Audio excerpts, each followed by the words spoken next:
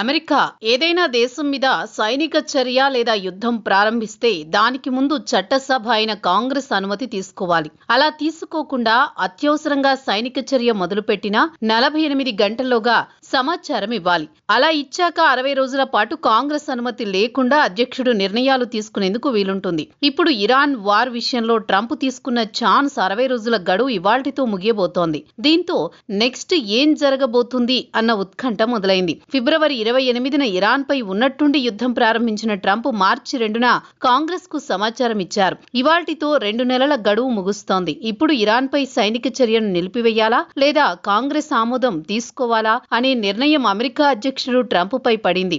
ఈ గడువు ముగిసిన తర్వాత కాంగ్రెస్ యుద్ధాన్ని ప్రకటించకపోతే లేదా సైనిక శక్తి వినియోగానికి అధికారిక అనుమతి ఇవ్వకపోతే అధ్యక్షుడు సైనిక చర్యను నిలిపివేయాలి. అయితే అమెరికా బలగాలను సురక్షితంగా వెనక్కి తెచ్చే పేరుతో మరో 30 రోజులు గడువు తీసుకోవచ్చు. ఈ గడువు బలగాలను వెనక్కి తెచ్చేందుకే, దాడులను కొనసాగించడానికి కాదు. అయితే ట్రంప్ ప్రభుత్వం మే 1 నాటి గడువును ప్రస్తుత పరిస్థితుల్లో అంతిమంగా పరిగణించడం లేదు. రక్షణ కార్యదర్శి పీట్ హెగ్సెత్ తాజాగా చట్టసభ సభ్యులతో మాట్లాడుతూ ఇరాన్తో కొనసాగుతోన్న కాల్పుల విరమణ చట్టాన్ని ఎలా అన్వయించాలో మారుస్తుందని పేర్కొన్నారు. తాము ప్రస్తుత కాల్పుల విరమణలో ఉన్నామని, దీని ప్రకారం 60 రోజుల కాలపరిమితి కాల్పుల విరమణ సమయంలో ఆగిపోతుంది లేదా నిలిపివేయబడుతుందని హెగ్సెత్ తెలిపారు. హౌస్ స్పీకర్ మైక్ జాన్సన్ కూడా అమెరికా యుద్ధంలో లేదని క్లారిటీ ఇచ్చారు. ప్రస్తుతం వాషింగ్టన్ క్రియాశీల సైనిక కార్యకలాపాలను నిర్వహించడం కంటే శాంతిని నెలకొల్పడానికి ప్రయత్నిస్తోందన్నారు.